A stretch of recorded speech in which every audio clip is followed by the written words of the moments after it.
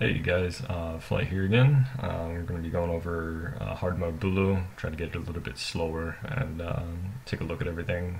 Made a couple mistakes, ended up getting some pretty decent numbers, and we killed the bosses in one shot. So I think we actually one shot this entire instance, which was really useful. We were in and out of there in about an hour, but here we're just going to be going over Bulo, what to do, what not to do. For this particular job, I was actually on the right taking care of the snipers when Mass Barrage or the ads when Mass Barrage came out. For this particular fight, I like doing Virulence. A 2 cold rotation is really useful for this fight because it gives you much more mobility than a 3 cold rotation and much more mobility than Marksman.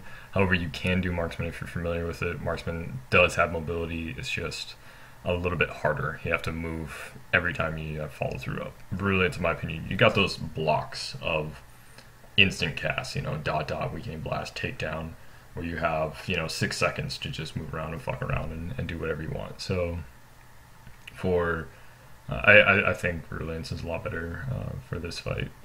You can switch to the 3 cold rotation once it gets down to 30%, which I believe I do in this particular pull.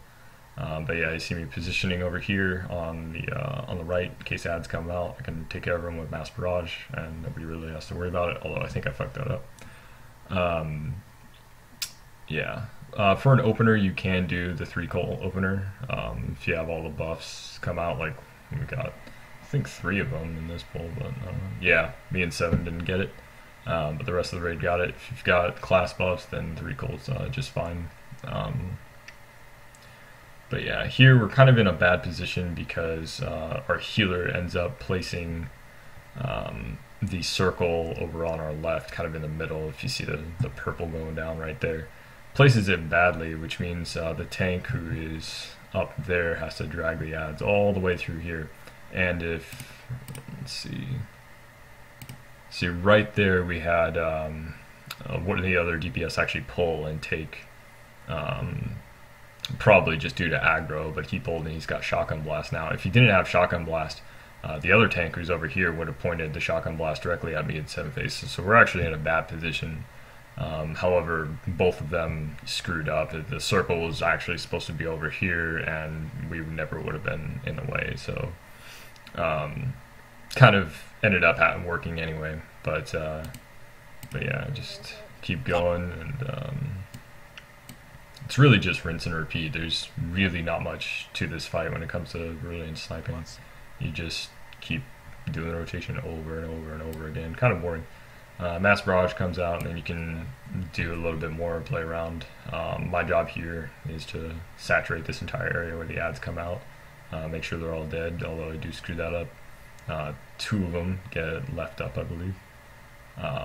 Load lifters during Mass Barrage is always tricky because you can take a clip of the constant barrage, these things, which hit a lot harder. If you can't differentiate between the two, just be really careful and never walk through blue. But yeah, 2 pirates end up staying up a little bit too long. It's nothing major, just you gotta make sure that your tanks taunt them all the time, which they're doing right here. New tanks can definitely aren't aware of that, but that is something that they need to be aware of if you want to pass this fight. If pirates are up and there's no Mass Barrage, they need to be on the tanks all the time, otherwise they'll just one-shot healers. You see the Exonium cards going through. I took a fire barrel hit. Remember, the fire isn't a dot, you can stand in it, you don't need to move, don't bother breaking casts.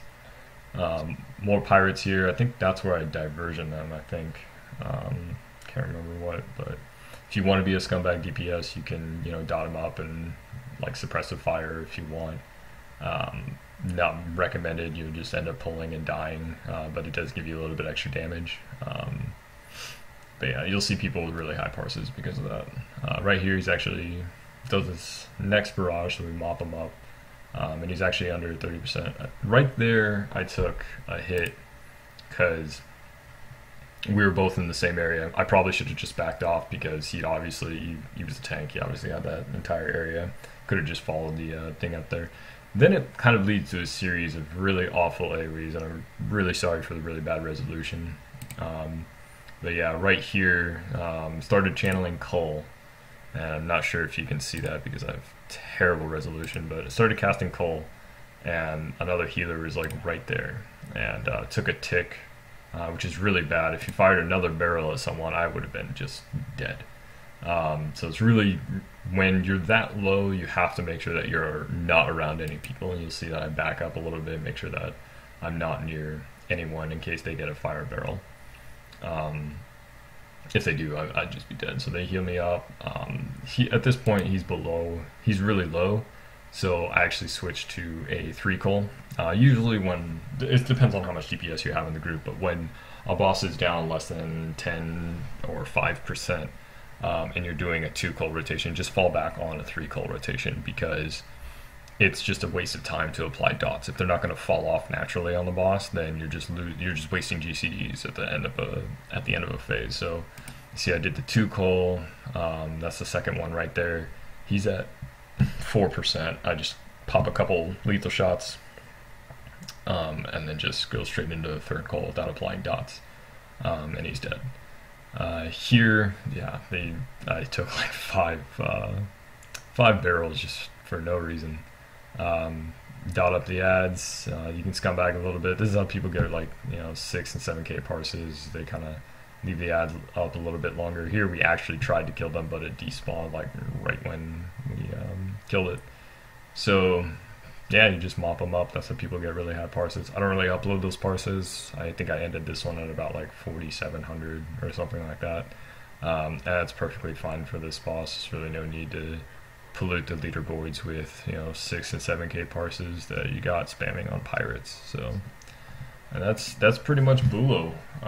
It's a very defensive heavy fight. If you want to do well and you want to clear it and help your group, mitigate as much damage as possible.